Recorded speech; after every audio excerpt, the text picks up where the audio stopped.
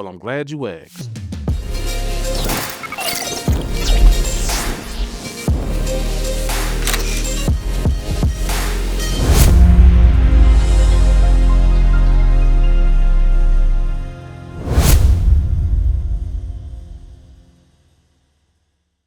Oh boy, it's been a while. I do want to apologize for my absence. I had to take some time for myself, but a lot has happened since I've last spoke about cameras, especially since my first episode about the Canon R1. It was definitely a camera that I recommended very heavily at that time. But as you can see, things have changed since that video release. It's been about a year now, actually. The Canon R1's price is now $6,800 before taxes, and we now have some new contenders. I don't have access to the Canon C50, but I did just recently pick up the Canon R6 Mark III, and by now you probably know they are largely the same camera. So what I'd rather do is tell you why I picked the R6 Mark III over the Canon C50 and the R1. I actually sold my R1. And I even used the Nikon ZR for a little while, so I'd like to throw that into the mix as well. Now, I'm not going to spend a lot of time talking about specs of the Canon R6 Mark III. We've seen those videos already. The Canon R1 I spoke about a lot. If you need to hear more about that camera, go back to my first video and check that out. I will highlight some of the differences, but I really just want to focus on my reasons, the reasons I chose to downgrade. The Canon R1 being almost a $7,000 camera now. When I purchased it, it was only $6,000. And what I was considering at the time was the difference between the Canon C80 and the Canon R1, where their difference in price at that time was only $500. Now their difference in price is about $1,500. The Canon R1, literally, there's no reason to even consider it at this point, unless you are an Olympic shooter. Video wise, there's no reason to pick it over anything else at this point. It maxes out at 6K 60 full frame. It does do it without overheating, but there's plenty of cameras that can get a better image without overheating at way less of a cost now. It's really hard for me to look at the Canon R1 and recommend it to anyone that does videography.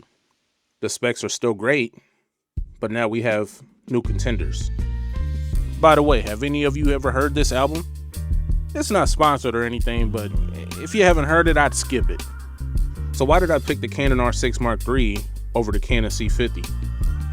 Well, mostly what it came down to was cost. You're saving yourself $1,100 going with the R6 Mark III and only losing the top handle and a fan built in. Now, I don't know anybody who shoots long form content at 60 frames per second. I don't. So, I mean, if you do, if that's something you do, maybe the Canon C50 is worth it.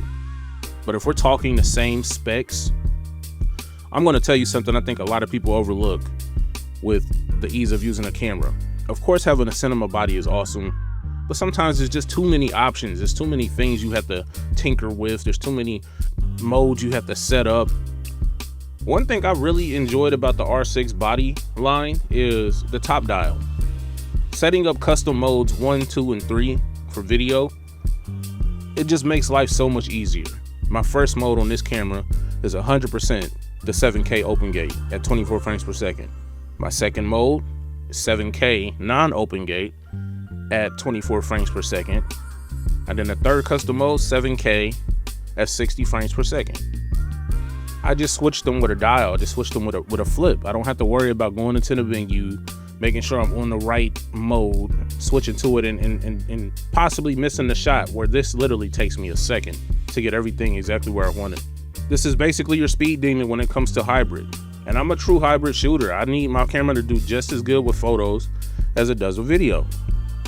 Now, we all know that the Canon C50 has the same exact sensor as the Canon R6 Mark III.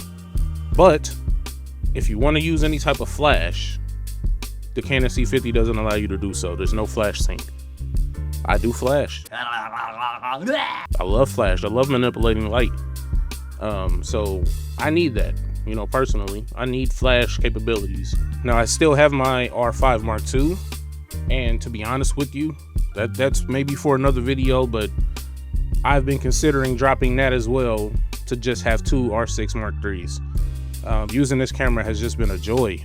The image that comes out of it and the ease of grading it is just, I don't know. It's fantastic. But that also brings up the time that I've used the Nikon ZR. And the Nikon ZR has kind of run over the competition at the $2,200 price point. Fantastic camera. But I bought it to only use an R3D. Now there's a lot of people who want to be able to use that camera in the H.265 codec space, and I really don't think that camera's built for it right now. But one thing I do know about Nikon is they really do care about their customer base.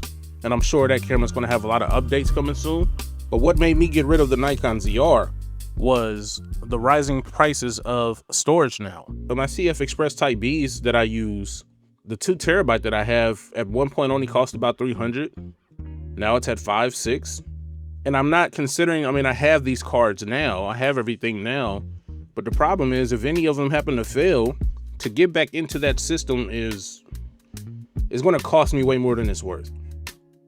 So the redundancy shooting options with the R6 Mark III, with the CF Express and SD card make more sense right now, but I don't feel like I'm losing anything.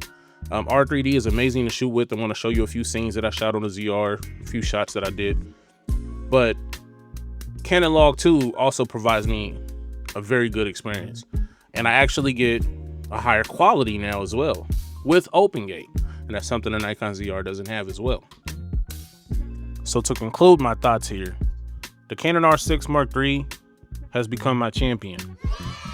It gives me everything that I need on the photo side, up to 40 frames per second in photo mode on electronic shutter, plus 12 frames per second on the mechanical shutter. All the video modes that I might ever need. Now, of course, I'm not going to shoot in 7K all the time, but I didn't even mention that this is the first Canon camera to offer the 4K 60 in fine mode. I mean, what else do I need? It gives me everything that I need at a price that's more than reasonable. I could have basically 3 of these for the same price as one Canon R1. Sounds like a no-brainer to me, guys. Hey everybody, I just want to thank you all for riding with me on this journey. If you haven't already, please subscribe. Make sure to comment your thoughts too. I definitely want to engage with you all. I love cameras, and I'm sure you're here because you love them too. Stay vivid.